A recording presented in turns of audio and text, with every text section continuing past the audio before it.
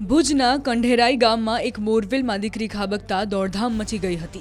બોરવેલમાંથી અવાજ આવતા સ્થાનિકો ઘટના સ્થળે દોડી આવ્યા હતા। તો બીજી તરફ દીકરી બોરવેલમાં ફસાઈ હોવાની જાણ ફાયર વિભાગને કરવામાં આવતા ફાયર વિભાગે યુદ્ધના ધોરણે રેસ્ક્યુ ઓપરેશન હાથ ધર્યું હતું। પ્રાથમિક જાણકારી પ્રમાણે આ દીકરી 500 ફૂટ ઊંડા બોરવેલમાં ખાબકી છે। ભુજ તાલુકાના કંઢેરાઈ ચુબડ વચ્ચે વાડી વિસ્તારમાં બોરવેલમાં એક 19 વર્ષીય યુવતી છે તે ખાબકી છે। વહેલી સવારે આ યુવતી ખાબકી હોવાની પ્રાથમિક વિગતો છે તે સામે આવી રહી છે। આપણી સાથે જે પરિવારજન છે તેઓ છે તેની સાથે આપણે વાત કરીશું। સમગ્ર ઘટના કઈ રીતના બની હતી, જે તમારી બહેન છે, સમગ્ર ઘટના કઈ રીતના બની હતી અને કેવી રીતના તમને ખબર પડી? અંદરથી બોરવેલમાંથી અવાજ આવ્યો એનાથી જ ખબર પડી અમને, એના પહેલાંનો કંઈ ખબર નહોતો। સમગ્ર ઘટનાની જો વાત કરવામાં આવે તો કેવી રીતના ઘટના બની હતી? એટલે ઘટના બનાવવામાં એમાં સવારના વહેલા નીકળ્યા એની વાત કરું ને, હા, તો એના બારામાં એ સવારના મારી છોકરી ને ઇન્દ્રા બે ભેગી નીકળી, એક બાથરૂમ કરી ને રૂમમાં લઈ ગઈ, એક સંડાસમાં ગઈ। એના પછી 5:30 વાગે હું ઊભો થયો ત્યારે મેં એને કીધું કે ઇન્દ્રા ક્યાં? તો ઇન્દ્રા બાથરૂમ ગઈ।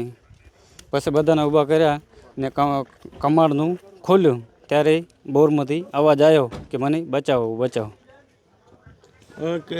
જે કેટલા વાગે ઘટના બની પછી તમે શું કોને જાણ કરી અને આ બેન છે એ કેટલા વર્ષના છે? એ બેન છે લગભગ 18 થી 19 વર્ષના છે ને અમે પહેલાં જાણ કરી 5:45 વાગે અમારા શેઠની રમેશભાઈ ઠક્કરની। જે ચોક્કસથી વાત કરવામાં આવે તો જે 18 વર્ષની યુવતી છે તે બોરવેલમાં ખાબકી છે। હાલ આપને દ્રશ્યો બતાડીશ કે ફાયર વિભાગ દ્વારા છે તે રેસ્ક્યુની કામગીરી છે તે હાથ ધરવામાં આવી છે। ઉલ્લેખનીય છે કે કચ્છમાં બોરવેલમાં ખાબકેલી ઇન્દિરાને બચાવવા અભિયાન હાથ ધરવામાં આવ્યું છે। વહીવટી તંત્ર દ્વારા યુવતીને ઓક્સિજન મળી રહે તે માટે ઓક્સિજનની 6 બોટલ મંગાવવામાં આવી છે। સાથે જ કેમેરાની મદદથી ઇન્દિરાને શોધાઈ રહી છે। તો આ દીકરીને હેમખેમ બહાર લાવવા માટે બીએસએફની ટીમની પણ મદદ લેવામાં આવી રહી છે। શરૂઆતમાં તો જે સૌથી બેઝિક વસ્તુ છે, જરૂરિયાત છે ઓક્સિજન, એનો આપણે ઓક્સિજન સપ્લાય ચાલુ કર્યો છે અને કેમેરો છે જેથી આપણે યુવતીની સ્થિતિ જાણી શકીએ છીએ કે શું છે।